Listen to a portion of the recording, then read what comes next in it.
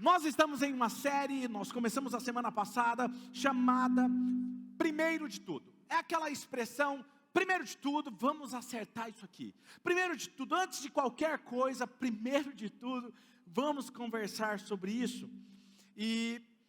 Então, se você está nos visitando, não se sinta constrangido. Nós pregamos essa série, como qualquer outro assunto, sobre finanças, sobre relacionamento, sobre oração, sobre Jesus, sobre salvação. E nós estamos ministrando essa série sobre generosidade. E eu quero começar perguntando que, quem aqui lembra da sua época de escola?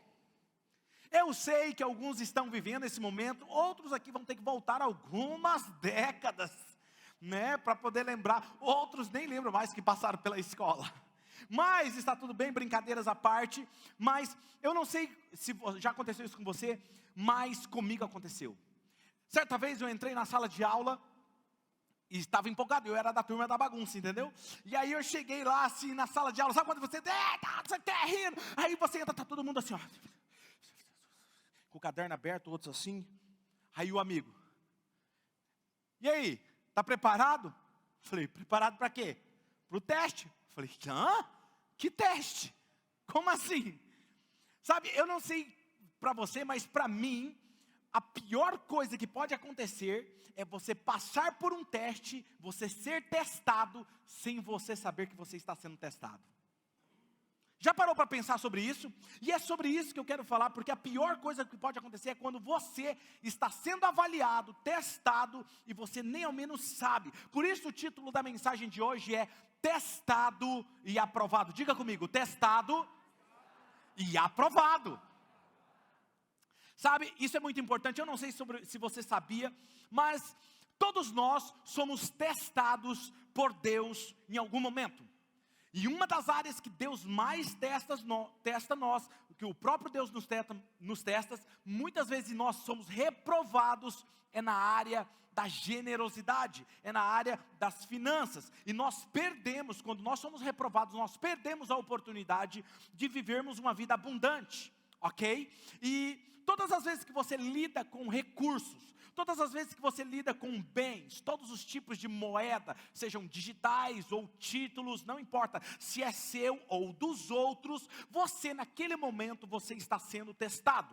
Então grave isso, você que gosta de anotar, anote essa frase: os recursos têm o poder de demonstrar o quanto é forte ou vulnerável o seu caráter. Vou repetir, os recursos têm o poder de demonstrar o quanto é forte ou o quanto é vulnerável o seu caráter.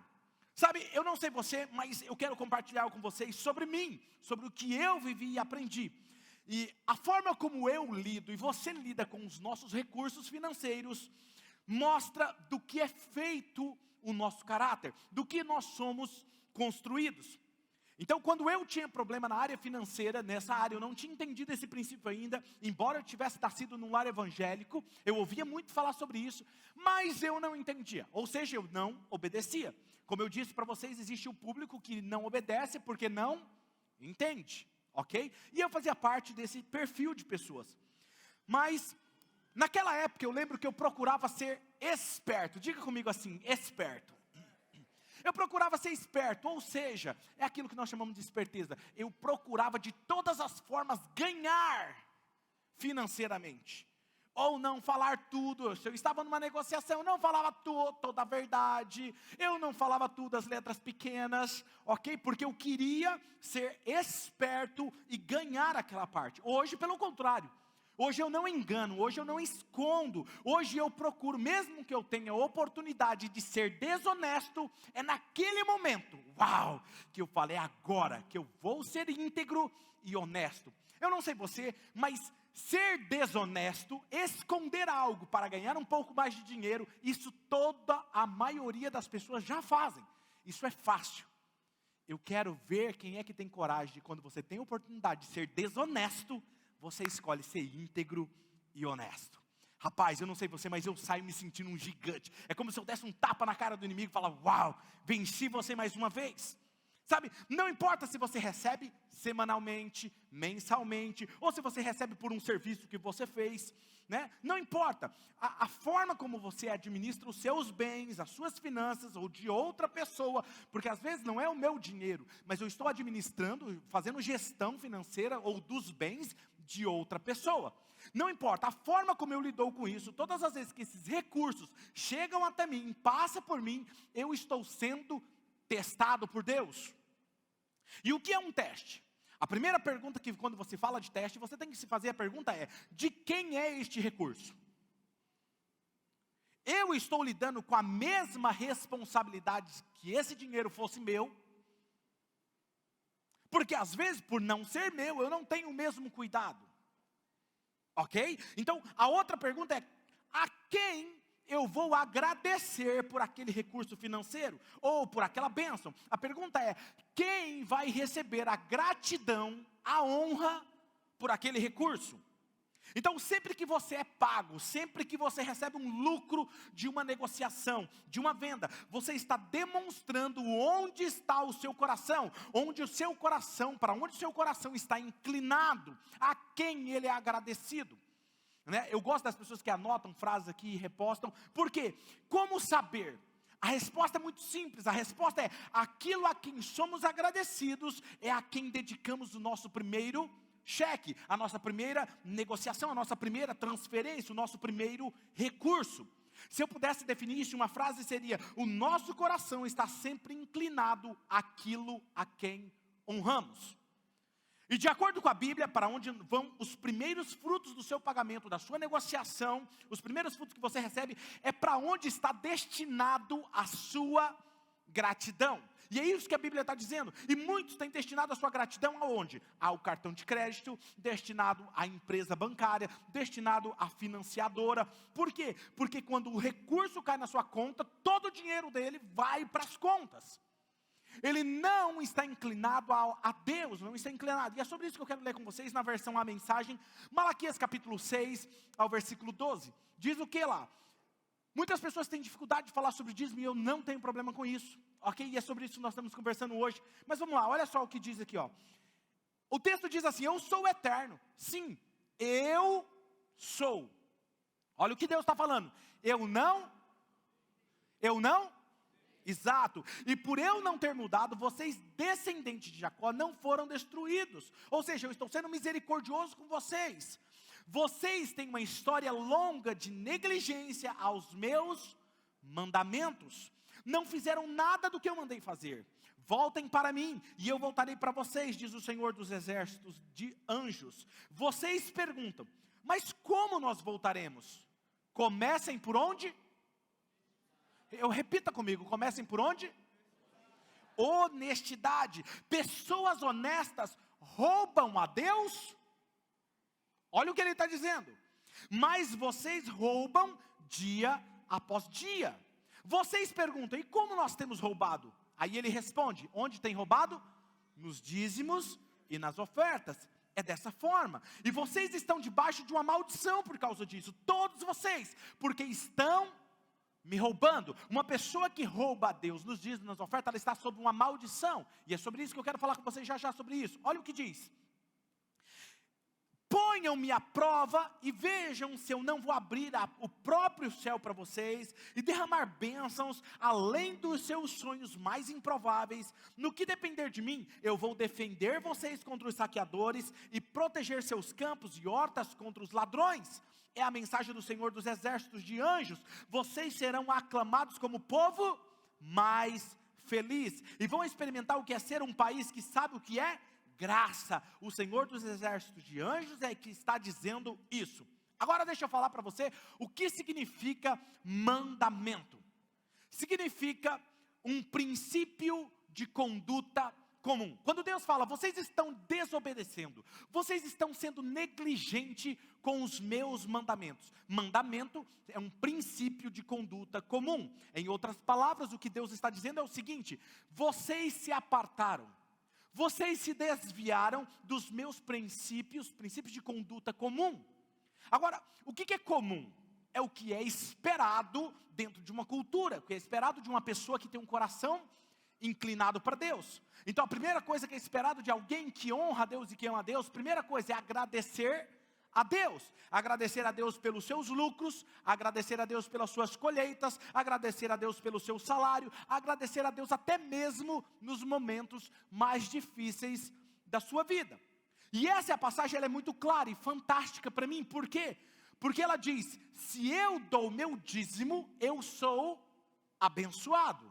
Se eu não dou, eu sou amaldiçoado. Perceba, é uma escolha. E parece ser muito fácil de escolher. Se você chegar para alguém e falar assim: olha, você quer ser abençoado ou amaldiçoado?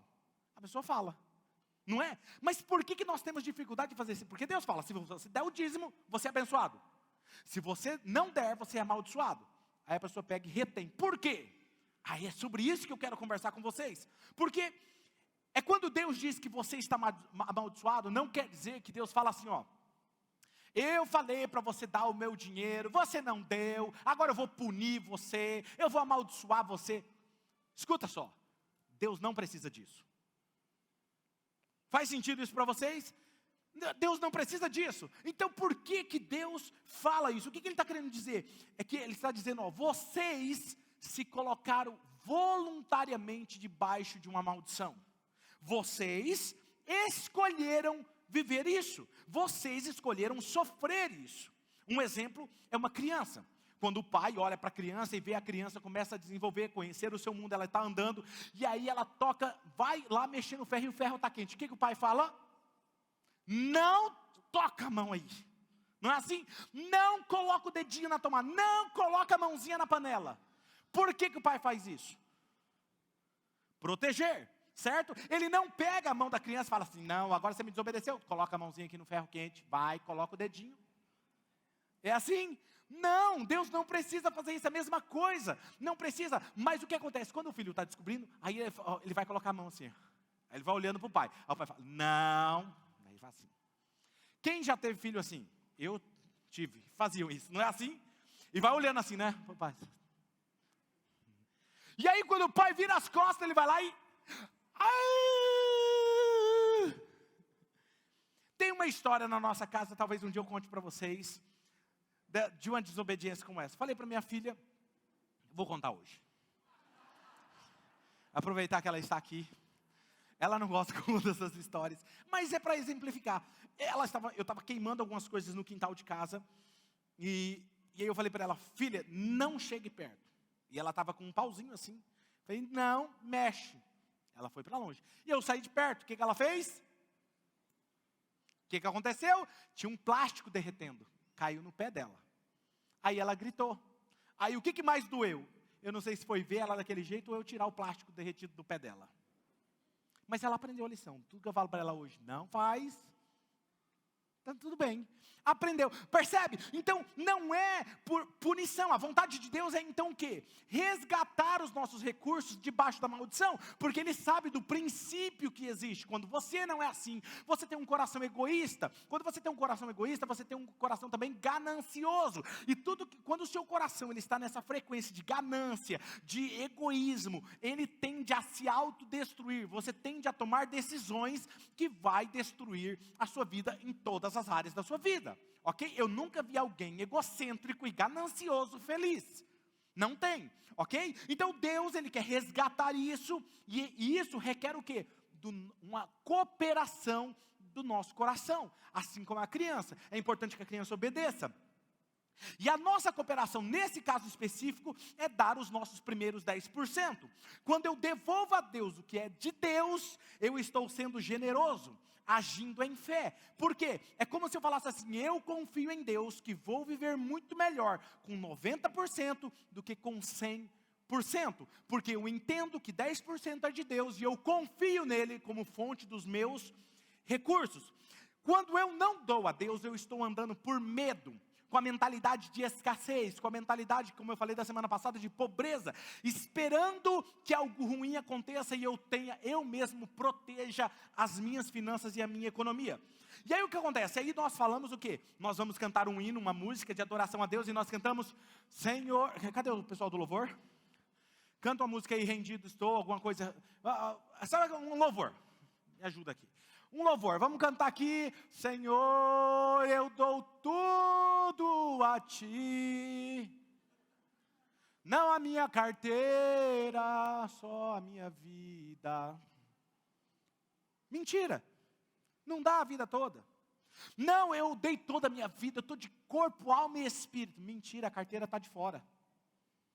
Não, eu dei todo, Senhor, eu dou todo o meu coração a ti. Mentira, hipócrita. Percebe?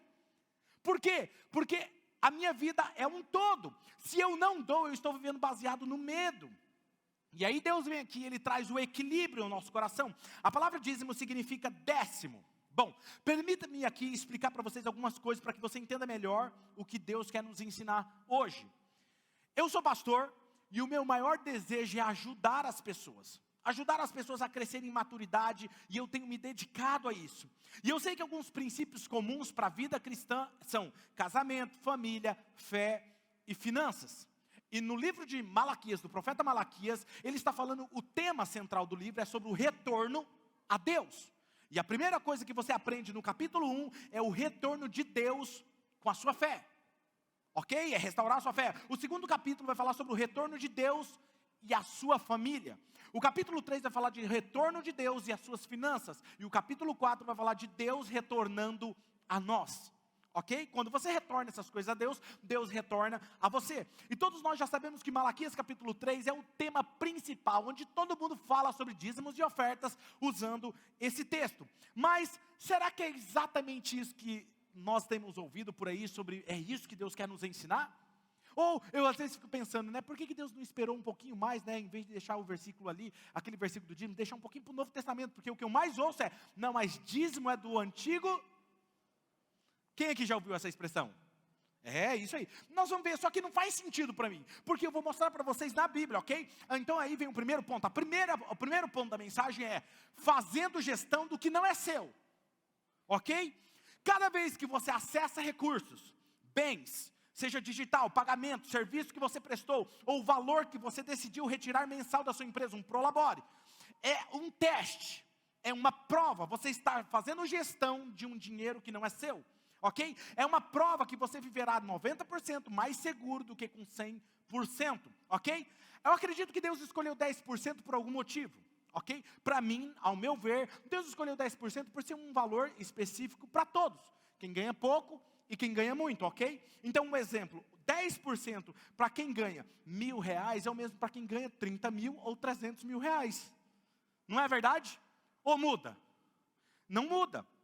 Ok? Então vamos fazer um teste. Quem aqui gostaria de fazer um teste com o seu coração nesse momento? Ninguém vai levantar a mão, eu sei disso. Eu já esperava que você não ia levantar a mão. Mas eu vou fazer esse teste mesmo assim, ok? Mas eu não quero que você levante a mão. Eu não quero que você fale. Eu quero que você sinta no seu coração. Vai ser um feeling, ok? Diga comigo assim, feeling. Isso, você vai sentir no seu coração, ok? Então eu quero que você sinta, porque vai ser sutil no seu coração. É uma sensação tranquila. E a outra sensação não vai ser tão tranquilo assim, ok? Então imagine você fazendo isso. Perceba o sentimento em seu coração e você vai saber a resposta. Então, primeiro teste. Você teria dificuldade de devolver a Deus R$10 de R$100 que entrou na sua conta bancária? Não precisa responder. Sinta o seu coração. Imagina você tirando R$10 de R$100 e devolvendo a Deus. Você teria problema com isso? É 10%, certo?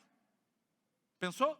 Agora eu quero que você pense numa outra hipótese. Você teria dificuldade de devolver R$100 mil de R$1 milhão que entrou na sua conta? Sinta o seu coração. Percebe? A porcentagem não mudou. O que mudou? O nosso coração. Porque quando se trata de valor pequeno, nós não temos problema. Quando se trata de valor grande, nosso coração se enrosca. Por isso que muitas vezes nós não acessamos grandes valores. Ou quando acessamos, nós perdemos. Não nos mantemos. Sabe por quê? Porque o nosso coração não está confiável a Deus ainda. Sabe, o número 10 na Bíblia, ele representa teste. Toda vez que a Bíblia usa o 10, geralmente está sendo usado para testar, ok? Para você ser aprovado ou não. ou você entra no favor de Deus, na casa dos decimais, ou seja, 10 vezes mais, 100 vezes mais. Simplesmente as coisas se multiplicam na sua mão, o tempo se multiplica na sua mão, você não sabe explicar, mas sobrenaturalmente você entra num favor de Deus quando você dá a Deus o que é de Deus. Gênesis capítulo 26, por exemplo, e versículo 12 e 13, olha o que diz. Naquele ano Isaac fez plantações ali e colheu o quê?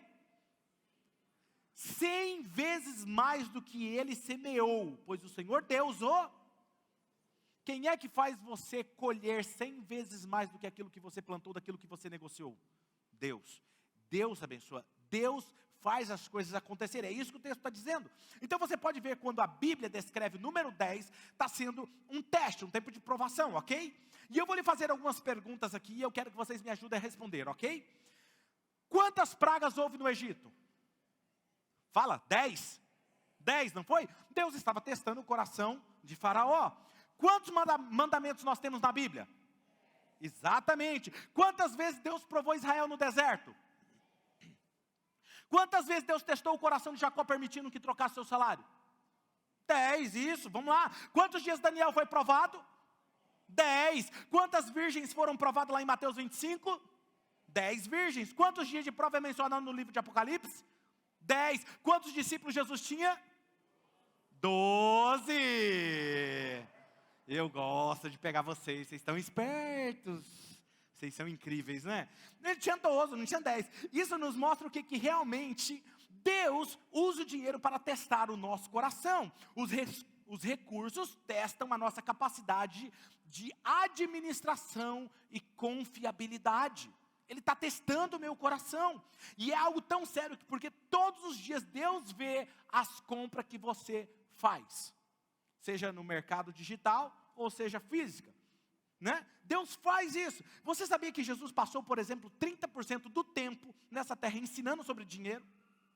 30% do seu tempo, sobre os seus ensinamentos, eram sobre dinheiro. E ele fez isso por algum motivo, para mim, muito importante. Porque quando se fala de dinheiro, revela o nosso coração. Você quer ver? O marido está um doce. A esposa fala de alguma coisa de dinheiro, pronto, mudou o humor do homem. Olha aí, tá vendo? Já tem uns maridos revelando aí, ó. Por quê? Porque as nossas emoções estão muito ligadas ainda ao dinheiro. Entendeu? Porque quando se trata de dinheiro, se trata do nosso coração. Mateus capítulo 6, versículo 21. Leia comigo esse texto. Olha o que está escrito aí. Ó. Vamos lá? 1, 2, 3. Pois onde? Aí também. Sabe, quando você olha, por exemplo, para Judas, ele era um ladrão. Não sei se você sabe, mas Judas, ele não só traiu Jesus. Judas, ele era ladrão. A Bíblia diz que ele colocava a mão no saquinho lá onde tinha o dinheiro e ele roubava. E certa vez Jesus estava lá num lugar e uma mulher veio e quebrou um vaso de alabastro nos seus pés e ungiu os seus pés. E era caríssimo. Era tipo o salário de um ano. E ela quebrou nos pés de Jesus em adoração. E Judas falou assim, que é isso? Para que fazer um negócio desse? Isso aí deveria ter sido vendido e dado aos pobres. Aí Jesus, sabendo do coração dele, falou assim, os pobres vocês têm sempre com vocês, mas vocês têm por pouco tempo. Deixe ela honrar, e onde for pregado o evangelho, deve ser lembrado a atitude de fé dessa mulher. E o texto diz que Judas estava falando aquilo para ocultar, porque ele roubava do dinheiro que era colocado lá. Percebe o que eu aprendi? O que eu aprendi com ele é que quem rouba a Deus, julga e condena quem honra a Deus. Porque em nome dos necessitados, eles ocultam o roubo deles. Ou seja, geralmente quem critica, quem dizima na casa de Deus, quem faz isso, quem faz aquilo outro, ele faz coisa errada. Ele não tem coragem de falar.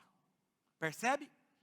É uma coisa sobre o coração. Deus sabe onde está o nosso coração. Porque quando você olha o seu tesouro, você sabe onde está o seu coração.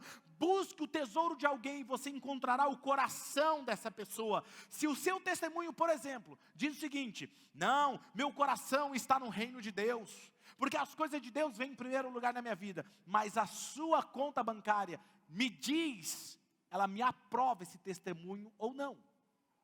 Eu vou te falar o que eu faço. Assim que cai o meu salário, das minhas contas, da minha empresa, de qualquer lugar que eu tenho, das minhas negociações, cai, a primeira coisa que eu faço, eu separo o que é de Deus e transfiro para a conta da igreja. Porque eu entendi esse princípio. E eu procuro fazer isso no meu devocional, quando eu estou a sós com Deus. Porque eu entendi esse princípio. Eu não questiono, eu simplesmente faço. E isso é fantástico, porque o único lugar na Bíblia que diz que nós podemos provar a Deus, Deus disse, pode me provar. Se eu não vou abrir as portas dos céus sobre vocês, derramar uma bênção que vocês nem terão onde guardá-la. Deus está falando, é uma garantia total. Se você me honrar, eu vou te abençoar. É garantia total. Semana passada, terminei a ministração, uma membro da nossa igreja, não sei se ela está aqui, ela me procurou ao final do culto e ela me disse o seguinte, falou, pastor, isso que o senhor estava falando hoje é muito real, muito verdade. E perceba, o que eu vou contar aqui agora, eu não estou incentivando você a fazer isso, ok? Está claro? Fala assim, estou claro, estou ciente, fala assim.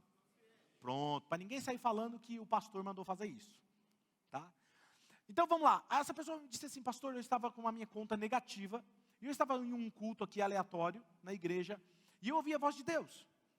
E Deus me falou assim, vá e faça uma oferta de X. E o valor era expressivo, pastor. E eu falei, não, é o inimigo, né, na minha cabeça, né? Porque eu estou na conta negativa, mandando ofertar um valor ainda desse. E simplesmente, tá bom, é Deus que está falando. Mandei meu marido, pega o cartão, vai lá. Primeiro teste, pastor, se o cartão ia passar. Aí foi lá, passou, pastor, passou.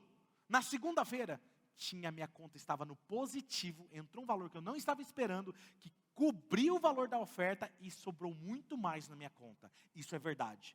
Aí eu contei isso num culto. Aí teve um outro membro que está aqui me assistindo nesse momento também, que contou exatamente isso. Deus mandou ele dar um valor X para a igreja, numa oferta tal, e ele fez isso. Só que ele estava com uma dívida para ele quitar.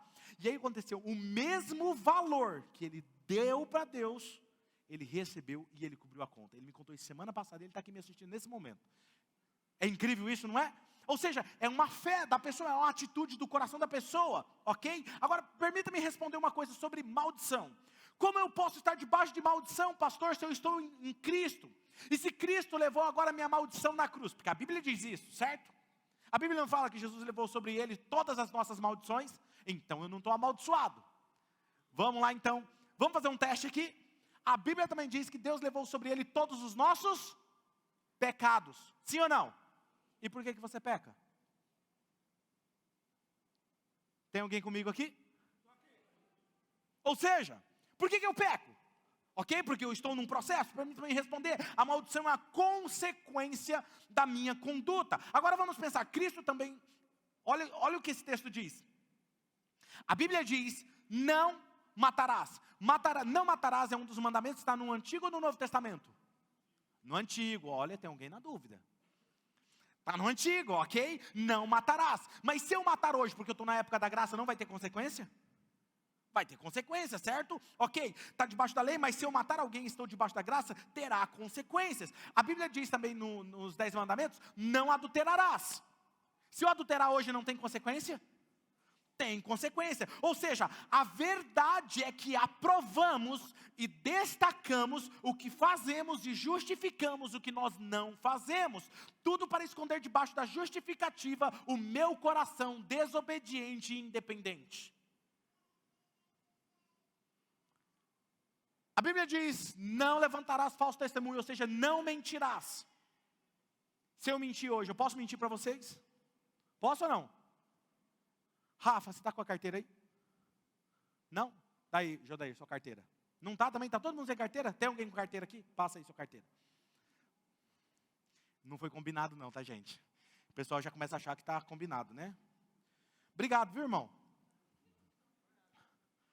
Agora presta atenção. Eu posso levar embora essa carteira? Por que não? Não é meu. Não é meu. Mas o que nós muitas vezes fazemos, nós pegamos o que não é nosso e usufruímos como se fosse nosso. Isso se chama roubo. Roubo. Não vou abrir não, viu, querido? Vou deixar os dólares aqui para você. Obrigado. Você pode aplaudir a Jesus pela vida desse irmão? Obrigado pelo seu coração, querido. Agora veja, segundo ponto, devolver é bíblico. É bíblico. E eu acredito que muitas pessoas não dizimam porque elas não entendem que é algo bíblico. Outros acreditam que é apenas no Antigo Testamento, como eu disse para vocês. Mas vamos olhar alguns textos. Por exemplo, vamos lá em Gênesis capítulo 14, versículo 18 ao 20. Olha o que diz esse texto. Então, Melquisedeque, rei de Salém e sacerdote do Deus Altíssimo, trouxe o que, gente? Pão e vinho, e abençoou Abrão, dizendo: bendito seja Abraão pelo Deus Altíssimo, Criador dos céus e da terra. E bendito seja o Deus Altíssimo que entregou os seus inimigos em suas mãos. E Abraão fez o quê? Entregou-lhe todos, dízimo de tudo. É isso que o texto está dizendo. O versículo 20 vai dizer: e Abraão lhe deu o dízimo de tudo. E isso aconteceu 500 anos antes da lei. Antes da lei. Porque a pessoa fala: não, dízimo é da lei, da época da lei. Não, isso aqui é antes da lei.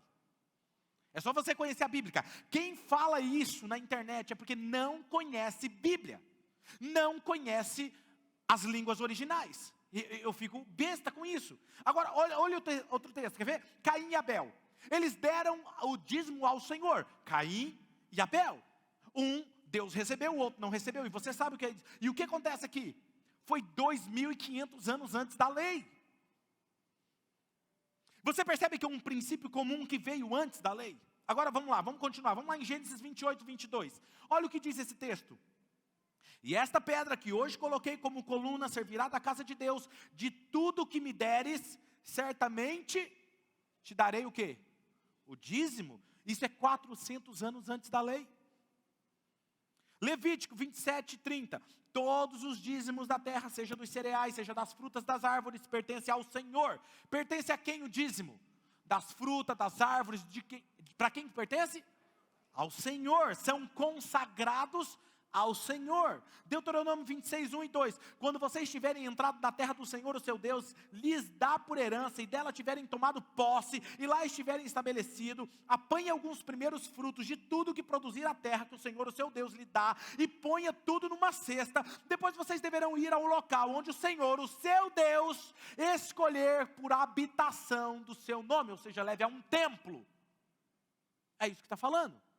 Deuteronômio 26, 14 diz assim: não comi nada da porção sagrada enquanto estive de luta, ou seja, enquanto estive em momentos de dificuldade. Eu não peguei nada que era do Senhor, nada retirei dela enquanto estive impuro, e dela não ofereci nada aos mortos. Obedeci ao Senhor, ao meu Deus, fiz tudo o que me ordenaste. Olha dos céus da tua santa habitação e abençoa Israel, o teu povo, e a terra que nos deste, conforme prometeste sob juramento aos nossos antepassados, terra onde mana leite e mel. Tudo está na Escritura. Deixa eu te contar uma coisa, eu gosto de estudar sobre isso. E tem um escritor, um cara que foi considerado como o pai da terraplanagem. Chama Robert Letourneau. Eu acho que é mais ou menos isso. Ele escreveu um livro chamado Aquele que Move Homens e Montanhas. Ou na versão em português, vocês estão vendo aí, Aquele que Move Terras e Céus. Ele escreveu esse livro, e ele relata algo interessante no seu livro, que ele resolveu chamar Deus para ser o seu sócio. Deus, eu quero que o Senhor seja meu sócio, e tudo que eu lucrar, eu vou dar 10% ao Senhor, vou dizimar e vou entregar ao Senhor. E os negócios começou a lucrar, começou a vender, ele começou a alcançar algo assim gigantesco. E diz o texto, ele mesmo escrevendo, ele disse o seguinte, que chegou um ano em que os seus negócios iam tão bem, que ele decidiu adiar o dízimo. Diga comigo assim, adiar. Ele decidiu adiar, ele falou assim: olha, Senhor, o negócio é o seguinte, tenho aqui $100.000 para te doar. Mas vamos fazer o seguinte, eu vou pegar esse valor, vou reinvestir na empresa, e ela vai lucrar ainda mais. E aí no ano que vem, eu dou o dízimo de tudo que for o lucro. Ele falou, está aqui ó, no texto, eu tirei ipsis literis dele. Deus, tivemos um bom ano. Em vez de lhe devolver o seu dízimo de $100.000, correspondente aos negócios realizados este ano, vou reinvestir essa quantia na empresa. E o Senhor receberá este dízimo e muito mais no próximo ano. E ele sofreu um revés financeiro no próximo ano, um após o outro. Que o mau tempo impediu que ele e o seu trabalho e as construções progredissem. E ele, olha o que aconteceu. No fim do ano, ele estava devendo $100.000. Com essa experiência, ele aprendeu a nunca mais adiar o dízimo e a nunca tentar barganhar com Deus a esse respeito. Porque o que acontece com a gente começa a querer barganhar. Não, mas esse dinheiro é da empresa. Deixa eu falar, eu também tenho empresa. E o que entra na empresa eu dou ao Senhor, que é do Senhor. Porque a empresa também é minha. Quem me deu a empresa foi Deus. Tem alguém me ouvindo aqui? Entendeu? Então, refletindo sobre essa lição aprendida, ele gracejou e disse assim: é totalmente certo dar crédito a Deus, mas ele pode também utilizar do dinheiro. Os dízimos dele acabaram se tornando, depois que ele obedeceu a Deus, atingindo milhões de dólares, porque ele estava totalmente rendido a Jesus. Agora deixe-me fazer uma pergunta. Se Jesus aparecesse para você agora e falasse para você dar o dízimo, você daria? Sim ou não? Sim ou não? Parece que uns 4 só obedeceria. Jesus, cara, Jesus te salvou. Jesus fez tudo por você, não é verdade? Olha o que esse texto diz, Mateus capítulo 23, versículo 23. O próprio Jesus está dizendo esse texto. Olha o que ele está dizendo, vamos ler? Ai de vocês, mestres da lei, olha isso, e fariseus, vocês são hipócritas. Vocês dão o que, gente? O dízimo até do tempero da casa de vocês. Vocês dão o dízimo da hortelã, do endro, do cominho, mas têm negligenciado os preceitos mais importantes da lei, que é o quê? A justiça, a misericórdia e a fidelidade. Aí as pessoas falam assim, não precisa mais dar dízimo. Jesus está falando que o que importa é misericórdia, justiça e fidelidade. Mas olha o que Jesus está falando. Vocês devem praticar o quê? Estas coisas, sem o quê? Ou seja, você deve praticar a justiça, a misericórdia, mas você não deve deixar de ser dizimista. É o que Jesus está falando, está aqui no texto, está claro. Entende? Veja, Jesus está enfatizando a justiça, a misericórdia e a fé, porém ele não deve deixar que essas coisas, deixar de fazer as outras.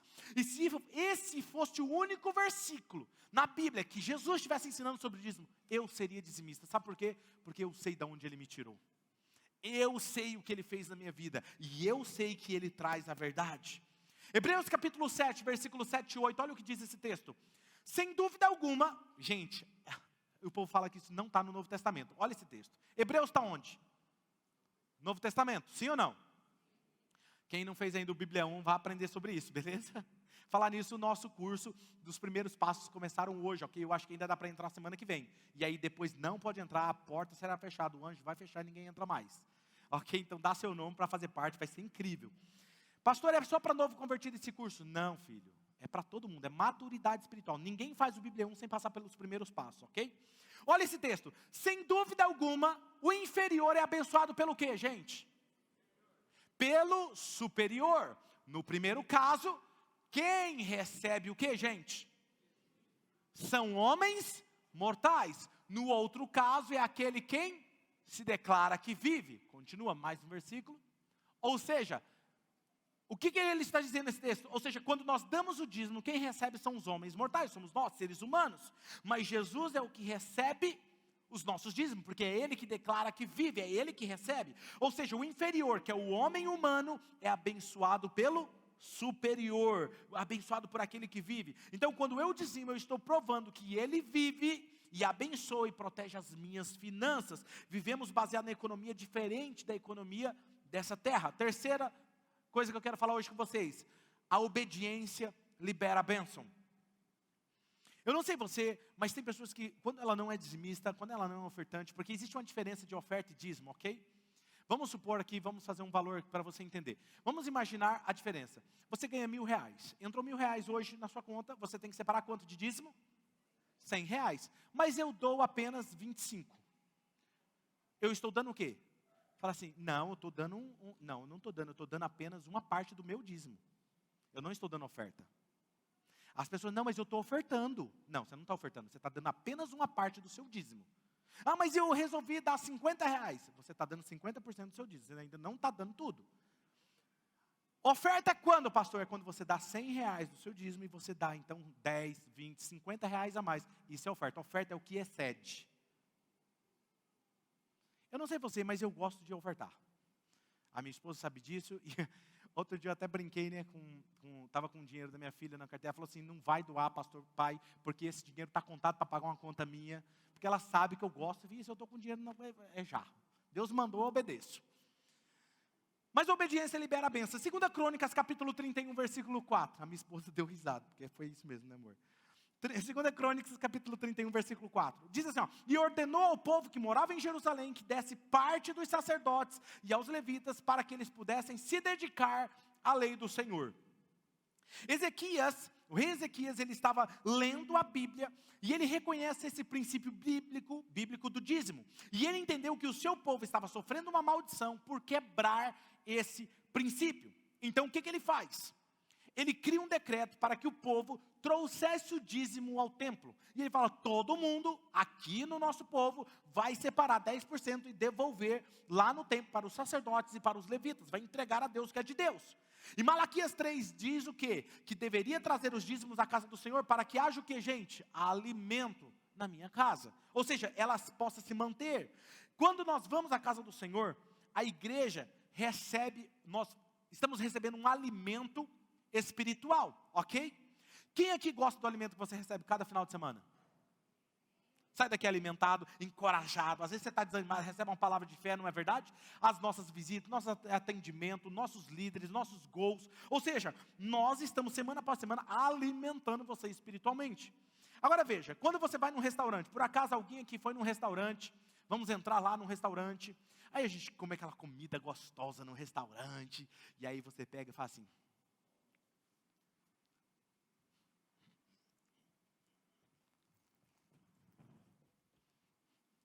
quem aqui faz isso no restaurante? Você come, desfruta do ambiente e vai embora sem pagar. Não faz. Porque isso é roubo. E os outros que fazem assim? Come no restaurante.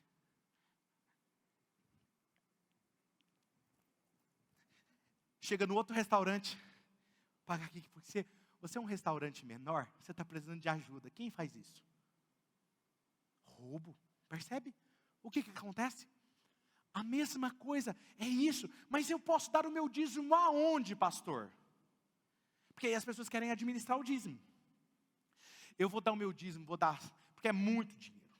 Vou administrar aqui, eu vou dar 50 aqui, onde eu estou, 10% lá na outra igreja, vou dar 10% na filantropia. Não. É certo ajudar a filantropia? Claro! Nós ajudamos como igreja, nós fazemos assistência social, ajudamos instituições, nós ajudamos pessoas que estão passando necessidade, mas isso não é dízimo. Dízimo é trazer a casa do Senhor, templo, onde você é alimentado. Se você não é alimentado aqui, você dá onde você é alimentado. Eu não estou mandando você dar aqui, percebe? E aí olha que interessante, o mesmo acontece aqui em Malaquias capítulo 3, Deus está dizendo, vocês estão me roubando. Você vai a um restaurante, come e vai embora. Não, você não faz isso. Se você, por exemplo, estudar a história de muitos milionários na história, e eu quero citar alguns deles, por exemplo, alguns milionários como Rockefeller, ele foi dizimista. Olha essa frase, não vai dar para ler aqui, mas ele estava dizendo, se eu não tivesse dado dízimo do primeiro dólar que eu ganhei, eu não teria dado o dízimo do meu primeiro $1 milhão que eu ganhei. Porque quem não dá das pequenas coisas, nunca vai dar das maiores. Porque é sobre o coração, percebe? Outro, por exemplo, o fundador da Heinz, quem conhece? Heinz, eram dizimistas. Quem mais conhece aí o fundador da Quaker? As farinhas Quakers, dizimistas, Colgate, Kraft, todos eles. E se você perguntar, você irá descobrir que todos eles devolviam a Deus 10% dos seus ganhos, pois entendiam que a fonte de toda a riqueza era de Deus. Deixa eu dizer aqui um elogio a todos vocês que se formam e chamam essa casa de minha casa. Nós somos a igreja mais generosa que eu conheço. E eu não estou pregando isso aqui porque nós estamos precisando.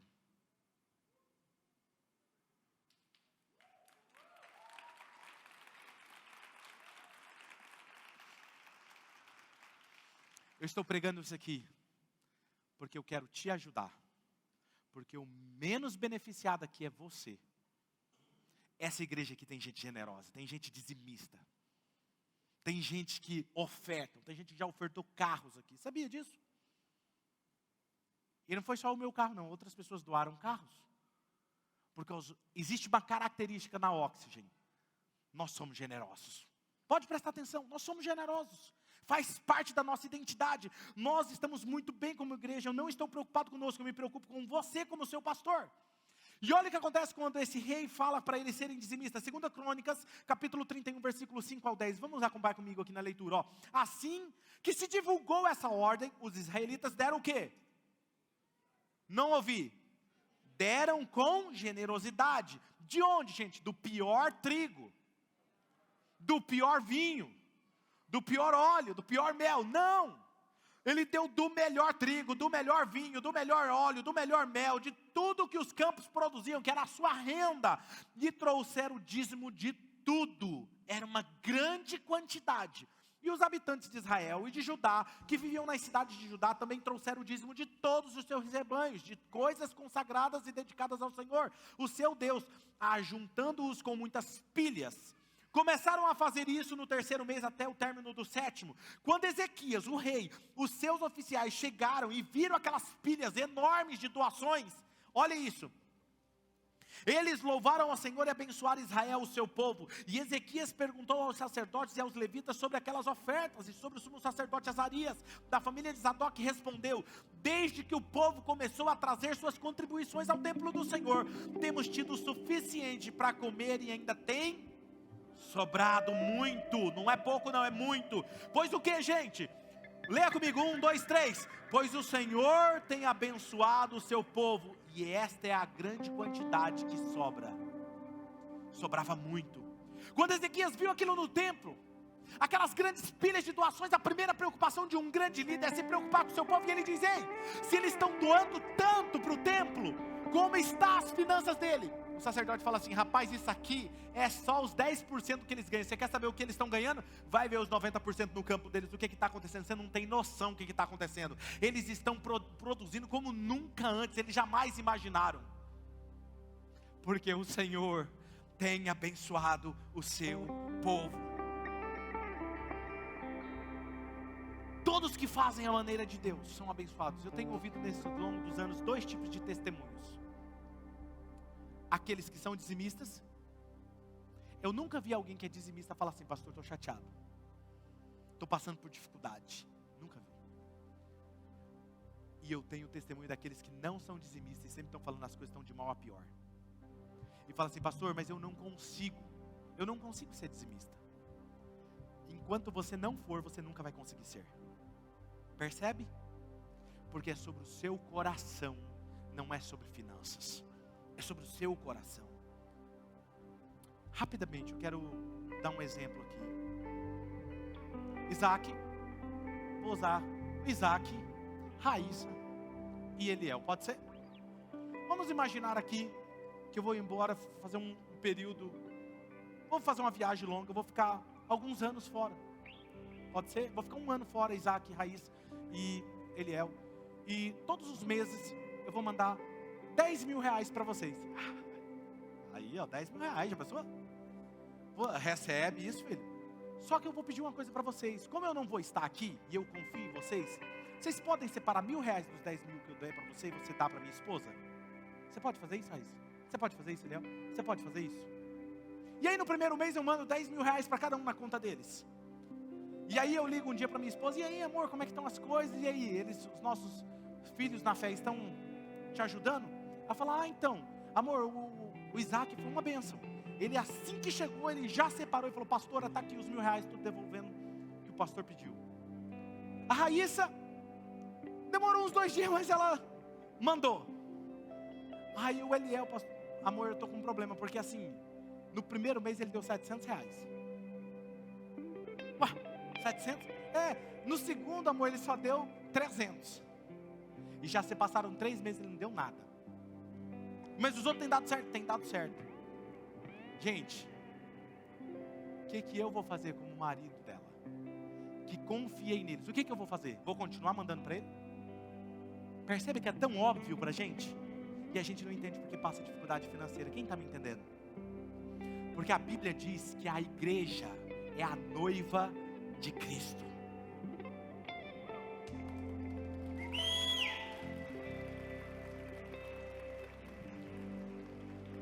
Eu vou tirar esse e vou dar para quem é confiável. Porque ser dizimista é sobre ser confiável. Feche os seus olhos.